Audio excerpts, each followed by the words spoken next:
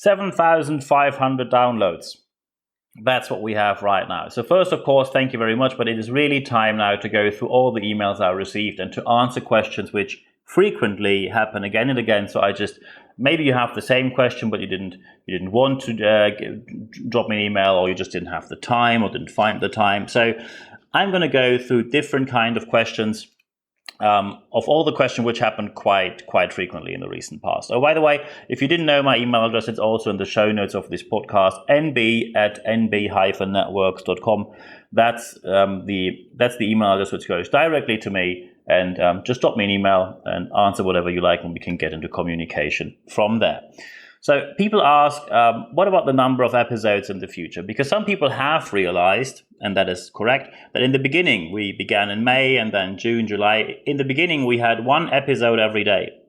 And that's correct. At least one episode every day during the week, normally, plus a Saturday episode. And we reduced that from 6 to 7 episodes per week to now 4 episodes, 2 episodes where I speak and 2 episodes with interviews.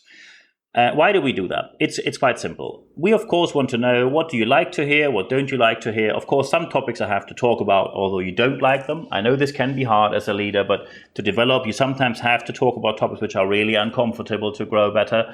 But of course, we want to know which topics are of your interest and which topics are not that much of an interest to you. And here, of course, we have to see how does the data give us a clue what is the right and the wrong decision about the content. And we need data for that. So we need to test, and you may have heard that in the recent past. Yes, this is a scientific principle. When you test more amongst your target audience, you get the right answers and the right clues.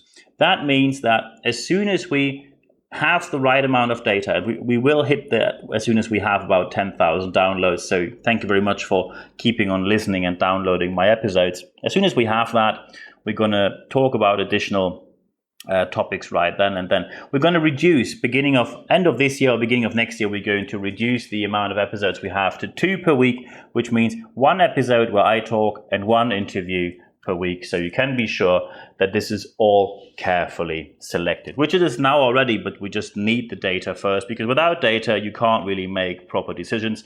It's not only data, as we all know. There are soft factors, of course. And as I just said, you sometimes have to talk about topics you don't like to hear, but it's still important. But of course, we still need data. It's a mixture of both. You need the soft area of the skills, and of course, you need the hard data. Both together bring you to the right way. So other questions which came in via email. Why do I make political statements? I just do political statements for a very simple reason. If I tell you something about, and let's just give you an example from US and UK politics. If I give you a positive example, either about, let's say, Keir Starmer from the Labour Party or Joe Biden from the Democrats, people will, of course, claim, oh, maybe you're just a political supporter and you're maybe a leftist, or you may be someone who would vote for them. And I make unambiguously clear where I stand politically, so you can see where I am, and then you can derive what my statement is and which context you have to see it. So, of course, it is blindingly obvious. I'm not a fan of Donald Trump, and I would rather cut my arm off before I would even think about voting for someone who is obviously not of a sane mind. Of course, in the US, I'm in favor of Joe Biden. The same in the UK, where I'm not in favor of Boris Johnson, but still I'm a self-employed entrepreneur, so I am politically conservative. Not telling that to you would simply give you a dishonest impression. So I'm just making it very obvious where I stand so you can see the context. And by the way, I really appreciate some people sent me emails, and we went into a discussion where we still disagreed. We emailed a bit back and forth, then had a phone call, even a Zoom meeting with some people, and we still disagreed, but we had really good discussion about the different aspects with really good insight from both sides. And that is something I really appreciate. I just want to give you my honest position where I stand politically. Because one question which also came was, do I get hate mail? Oh, yes, especially from people who think that coronavirus is a hoax and we shouldn't have the lockdown and shouldn't wear masks, etc. So these people sent me a couple of really weird emails. One person also asked, will you do an episode where you read out hate mail? Maybe I will, but, and that is very important, I will keep, as long as you don't cross the line of making something which is straightforward illegal, I will keep every email that is sent to me anonymous. And that's something I always promised. Many of you emailed me and wished for certain topics, and I mentioned a couple of examples also, which are always kept anonymous, and I will do so in the future, because otherwise it doesn't work. When you send me an email, I promise you that I will keep it illegal. I will keep it anonymous. Of course, if you now would send me an email with a swastika in there and say, "Oh, you're just the new, you're in the bloodline of some weird Nazi." Look, my grandfather didn't nearly die in concentration camp Buchenwald just to make you a weirdo, giving you a nice time by just letting off steam by sending me one of these emails. So when you do something which is straightforward illegal, of course I will publish what that is. But that didn't happen so far, and I don't think it will. Everything else you sent me will, of course, be kept anonymously. So how do I help people to become better? That was a frequent question as well. So people wanted to know more about my services. And before I send all of you the same email over and over again, it's quite simple. I offer training, speaking and coaching, consultancy and interim management in the area of sustainable leadership. So normally there's an issue with leadership. Normally you see it when your employer brand is quite bad. People don't really want to work for you. You don't get the right candidates, or you don't get candidates at all. Or people just leave, so you have a low motivation, a high employee turnover, and you just want to change that. Often people even say, "Hey, we need help with leadership," because people openly say our leadership culture is really not a good one. And that's where I come in. So that's what I do. That's how I help people getting better. And then people ask, and that was especially from one certain group of people, people asked, "Do you believe that masks help to prevent coronavirus spread?" Yes. So that's answered. So how do we influence and then of course people ask, how do you choose your interview partners, and how can we influence which interview partners get on the podcast? So first, all the interview partners you heard so far, and even the ones which are now coming up in the future, are people who I either work together with in projects or I saw them. So their expertise stood out. I'm now self-employed. In October, it's going to be 22 years self-employment. And their ideas, their concepts and their content and their help to their clients simply stood out of the crowd. And that's why I asked them, and that's why they, of course, happily agreed to be on my podcast. Can you influence who gets on my podcast? Absolutely. Just send me an email and suggest someone. Would be helpful if you can connect me to that person as well, because when you, of course, say, "Oh, I'd like to have Keir Starmer on your podcast," look, Keir Starmer's not going to listen to me, probably, because at least not at the moment. We need a bit more downloads than we have right at the moment. One question also was, do people pay to get on your podcast? No, they don't. Not a single person has paid me a single penny.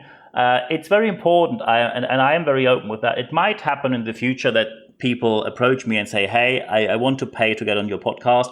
That might happen because, of course, this is a lot of effort, and of course this has to be refinanced somehow. But first, it will never be the majority of episodes. It will always be the absolute minority of episodes, and advertising will always be clearly marked. So it will always say, "This episode is presented by you, blah, blah, blah, blah," and then you know this is a paid episode. We use hashtags like advertising, etc. Not a single episode, not even one of the 7,500 downloads we had so far had 1 penny paid toward me. I want to be very straightforward with that. So, and of course, the last question for today is people ask me, how can we contribute to help you? And so first, this is really, of course, a very humble moment for me. It is really, really nice to hear that you offer help to me. So first, of course, keep listening. That's, of course, the biggest help in the first place. Then, of course, tell other people about the podcast. So send it out, share it on social media, send it to anyone you know who could be suitable for this podcast, so we have more and more listeners and grow the community we have right here. Of course, certain platforms. So, for example, Apple iTunes offers that, and a couple of others as well. When you have a rating system on the podcast platform you're listening right now, just give me a rating there. Probably 5 stars would be helpful. So thank you very much if you take the time for that. Then, of course, contribute. Tell me what you want to hear. Tell me the topics you want to talk about. And then, of course, I can consider that. And that also contributes to make this podcast grow. You see the email in the show notes of this podcast. It's nb@nb-networks.com. Contact me anytime. Last but not least, of course, if you say it might be suitable for our organization or for our company or for me personally, just book me. Just contact me, because some people, of course, then send emails like, what does it cost, etc. It always depends on the situation. There is never a one-size-fits-all easy solution. As we all know, complex problems don't have easy solutions, but I'm sure we're always going to figure out a way to collaborate together. So just drop me an email and then we can talk about training, coaching, speaking, interim management, consultancy, whatever you want. But the email might be the first start and the easiest way to reach out to me. And of course, when people ask, can I contact you on social media? Absolutely. You find me on Instagram. I have an own profile there, just Niels Brabandt, my first and last name. I have a profile on Facebook. I have a page on Facebook. Just just put a like there and you always get updated with everything we have. I have a LinkedIn profile. Follow me or just directly connect to me there. And I have a Twitter profile as well. And that might happen, some Germans now listen to the English version of the podcast. I am on Xing. That's the German version of LinkedIn. I'm on Xing as well, so just feel free to connect and we just take it from there.